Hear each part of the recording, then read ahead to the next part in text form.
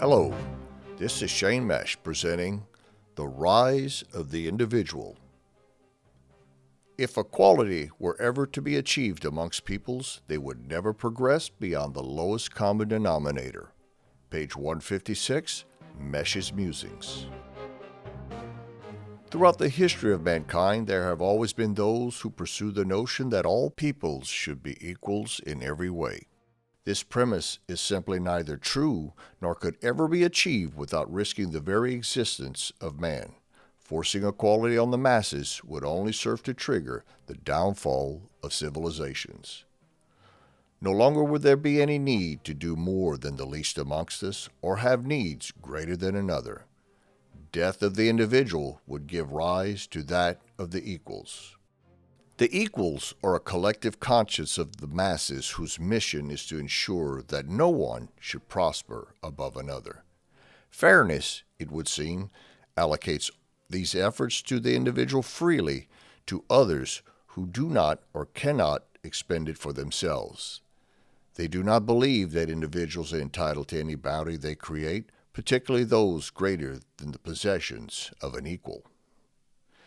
Elevating the least amongst us in itself requires knowledge, care, and leadership beyond the ability of those it would seek to serve.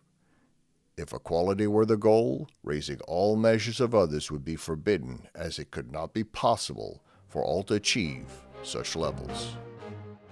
Abilities beyond another would necessarily be cloaked and shed, no longer to be practiced or improved upon.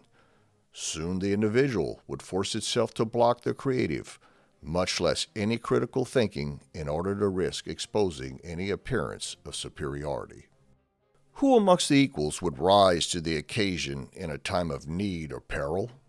Would any that do step up and find themselves banished by a collective for acting on a natural instinct to lead, create, or achieve? Would those that have the ability or desire, yet deny it of themselves, be stricken with guilt, having shame consume their minds? Why should the individual have more than the equals? Would fairness not need to be applied so that the masses be made whole, since it is impossible that the individual should deserve such? Any argument that the equal pros as justification, however, can be traced to lacking in their own abilities, drive, or worse, that of envy of the individual. The individual does not act out of any obligation to the equals, nor create a sense of superiority. It is an instinct within the core of their being that is driven as necessary for survival. It is the curiosity for change of that which is not desirable that leads them to go beyond what is just acceptable amongst the equals. The betterment of man, therefore, can only come from that of the individual. Equals have no ability to act on their own accord. To do so would force the acknowledgement of accepting an alternative way, stepping outside of its self-imposed bounds into the realm of the individual. Those that deny this are of course communal in nature and shun the very thing that allows a better existence for themselves. To be sure, equals can impact the society by contribution of its labor. This effort would still necessitate input through acts of the individual for its leadership in devising creative means to enable such labor to generate an output. The presumption of equals is inherently a contradiction. In its utopian view, equals assumes that the other willingly provides its excess freely, as it is somehow a right to which it is owed.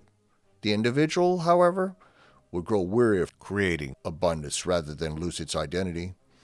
Equals, to the detriment of their cause, would certainly act as individuals if threatened with their own existence. The hunter gathers food and shares with others. If each were to provide as equals, what would become of those without the ability or means to hunt? If Mother Nature should strike, where moving to higher ground were imperative, would each be required to carry the same load? Would all have the same understanding of the risk of not doing so? What is it, then, that would drive the individual to go beyond the efforts of equals? While there may very well be many explanations, there are two distinct drivers, both of which are by all accounts instinctive in nature.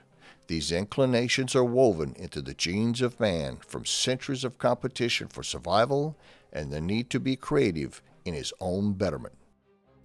Yes, indeed, competition and creativity are what influence the individual to act. Are you going to choose to be that of an individual or succumb to that of an equal? Rise to the individual you are meant to be. Thank you for listening.